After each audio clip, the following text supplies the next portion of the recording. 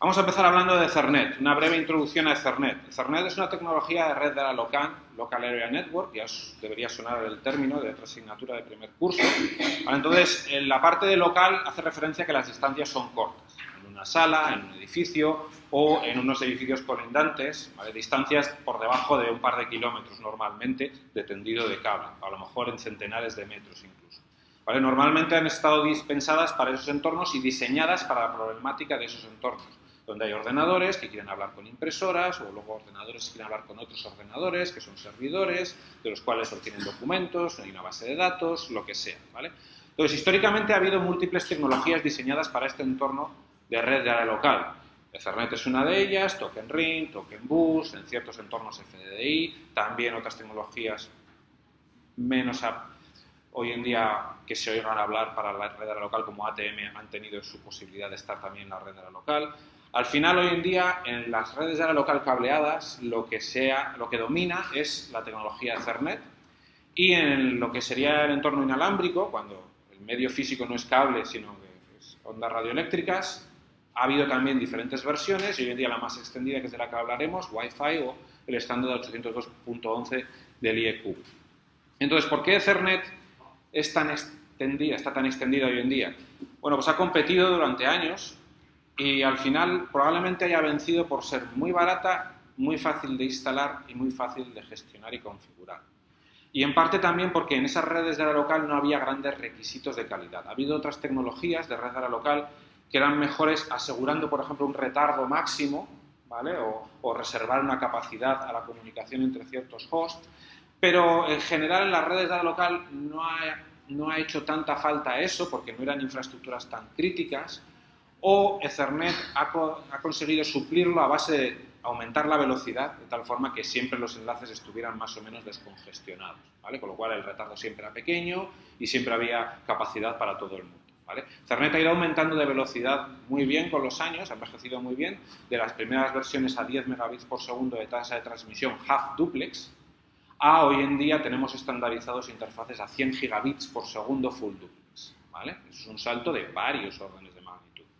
También ha ido cambiando de medio, las primeras versiones eran sobre un cable coaxial, ¿vale? Muy parecido al de la antena de televisión, ¿vale? Sabéis cómo son los coaxiales, o ya los veréis, es una malla y dentro un hilo de cobre, y aislante entre medio y una cubierta, tiene mejores características de atenuación, se puede llegar a mayores distancias, pero resulta hoy en día mucho más económico y más fácil de instalar el tendido de par de hilos de cobre, y para muy altas velocidades o grandes distancias emplea fibra óptica. ¿Vale? Ya veréis en esta asignatura pues, exactamente cómo funciona la fibra óptica, qué diferencia hay entre fibra óptica multimodo y fibra óptica monomodo.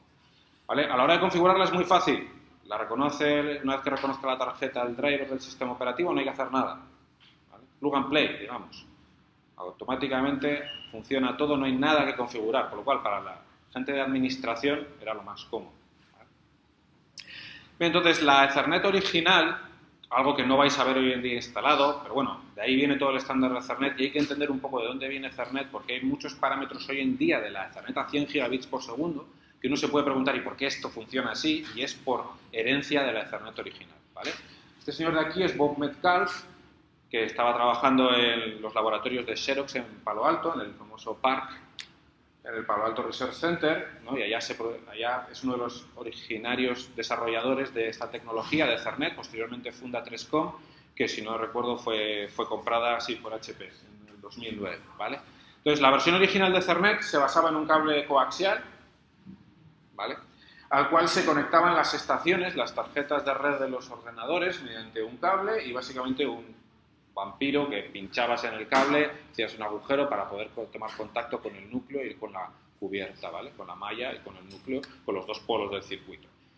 Bien, entonces esto era 10 base 5, o lo que se conocía como Thick Ethernet, la Ethernet gruesa, bueno, se le conocería a posteriori cuando aparece la Ethernet fina, ¿vale? Esto no lo vais a encontrar hoy en día. La solución es una solución en bus, ¿vale? Esto es como el bus de un ordenador, en el cual cualquiera de los terminales que está conectado a ese circuito eléctrico, a ese bus, coloca una señal y esa señal se propaga por el cable, ¿vale? Enseguida pongo un ejemplo.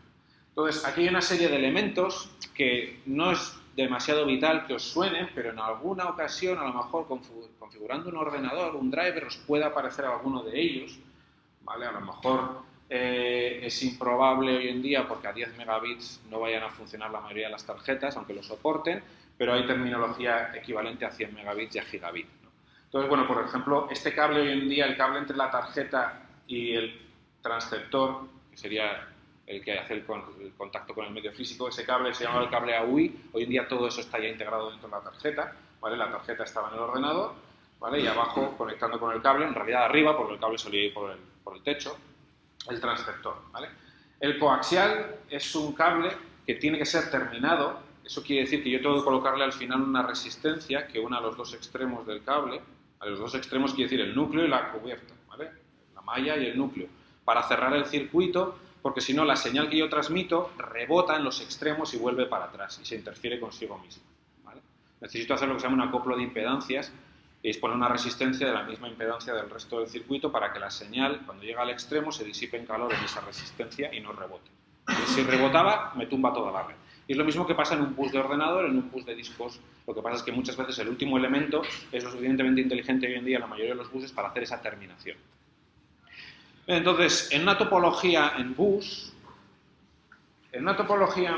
lo que uno cualquiera empieza a colocar una señal en el cable, que al final les pongo un voltaje y lo voy cambiando, ¿vale? Esa señal viaja por el cable, ¿vale? Esa señal se va propagando por el cable en los dos sentidos del cable, con lo cual cualquier trama que envía cualquier estación la ven todas las demás estaciones. Todas las demás tarjetas Ethernet ven pasar los bits de esa trama, ¿de acuerdo?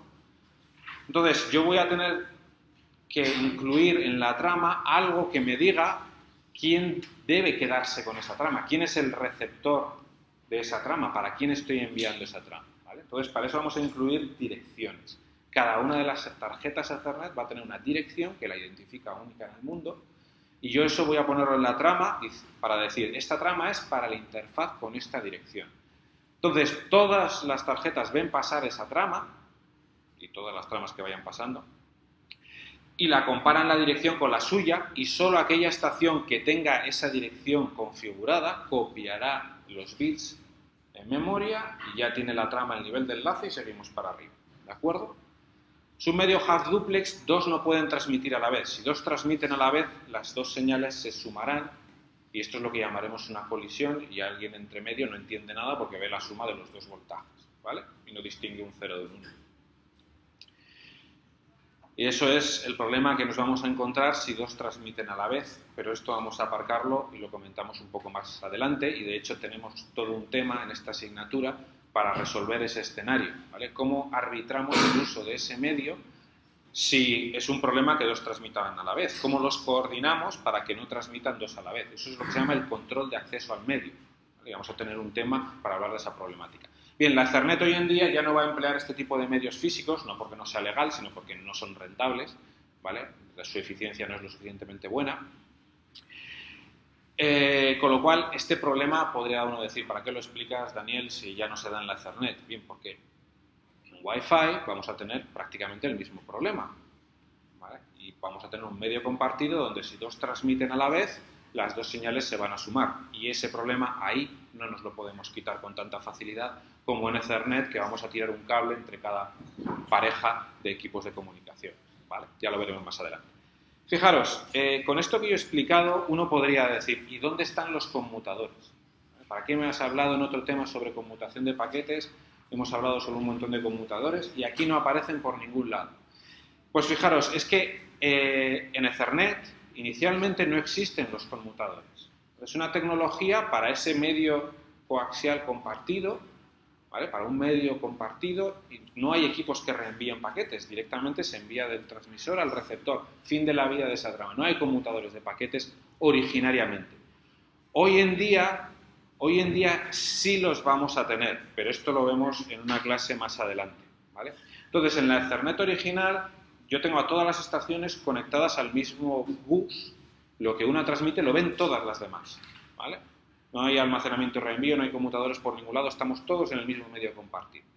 Entonces, los problemas principales que hay que resolver aquí son dos. Uno, decir para quién es la trama.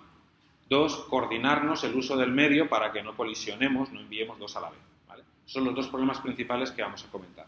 Otros problemas adicionales, otros trabajos que hace el nivel de enlace, ya veremos, de esta tecnología, pues va a ser comprobar si la trama, por ejemplo, ha llegado correctamente, ¿vale? Y otros temas de control que ya no entraremos.